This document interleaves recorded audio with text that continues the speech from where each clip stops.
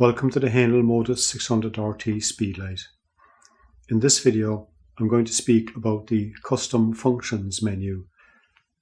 If you press and hold function button 1 for 3 seconds, then you're brought into the Custom Functions menu.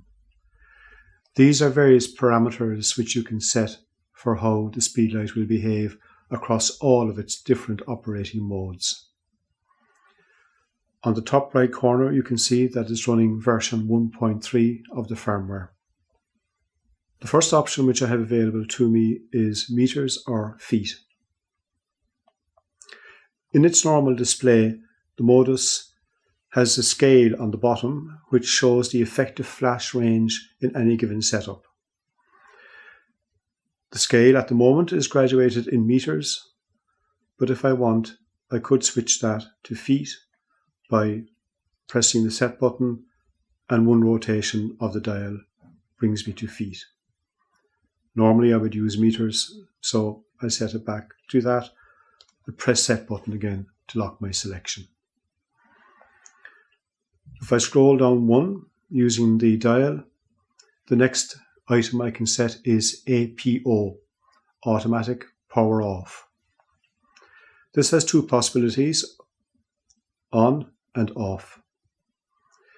If it's set to on, then the Modus 600RT will automatically power itself down into sleep mode if it hasn't been used for 90 seconds.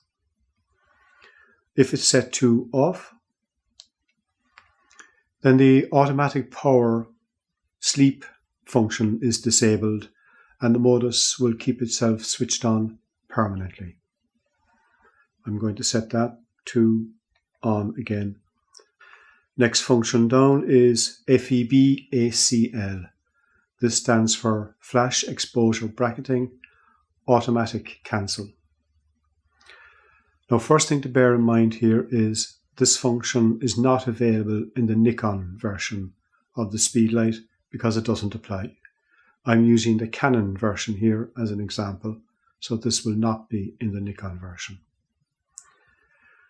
I'll speak in some more detail in another video about flash exposure bracketing, but for the moment what we can say is that if this is set to on, then after you have taken your 3 flash exposure bracketed shots, the Modus 600RT will switch back out of flash exposure bracketing mode into its normal mode. On the other hand, if I set FEB-ACL to off, then the Modus will stay in flash exposure bracketed mode until I switch it back out of that mode manually. The next option is FEB, and again, bear in mind, this doesn't apply to the Nikon version. FEB allows me to decide the order in which the flash exposure bracketed shots are taken. At the moment it's set to 0, minus and plus. So the first shot will be taken with the correct exposure. The next shot will be taken slightly underexposed, and the third shot will be taken a little overexposed. The amount of under and overexposure you will decide yourself using the Modus controls. So with this function I can change the order in which the shots will be taken from underexposed, correct exposed, slightly overexposed, or, as we had it earlier, correct exposure, underexposure, overexposure. Next we have AF. This has two possibilities, AF on and AF off. And this is the focus assist beam. If you're shooting in low light conditions, then the Modus can send out a little beam of light to illustrate the subject and shine on it so that the camera finds it easier to achieve autofocus. If it's set to on, then the AF light will be switched on as required. If it's set to off, then the focus assist beam function is permanently switched off. Next parameter is SV APOT, which stands for Slave Automatic Power Off Time. Earlier we spoke about APO, Automatic Power Off. This applies when the modus is sitting on the camera hot shoe. SVAPOT applies when the modus is an off-camera slave flash gun. There are two options here again, 60 minutes and 30 minutes.